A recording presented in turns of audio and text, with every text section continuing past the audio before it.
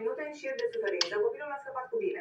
Însă situația a revoltat-o pe Denisa Olteanu, medic la Spitalul Clinic Județean de Urgență Constanța. Aceasta a povestit la Digi24 că oamenii mai mult au încurcat decât au ajutat. De ce nu v-ați adus să intervină? Am auzit oameni care țipau, se înjurau, erau multe aglomerații în jurul meu.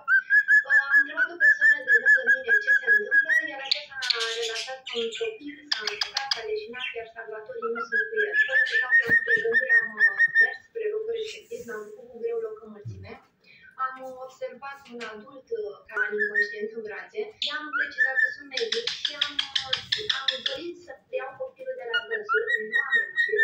Am fost întins, am fost lăsată pe picioare, nu mi s-a acordat atenție, oamenii nu m-au băgat în seamă și am realizat că nu pot să fac mai mult de atât. Cred că toți au vrut să ajute la salvarea copilului, dar în situația reală pericele s-au învins și de fapt oamenii mai mult au încurcat, panica și agitația nu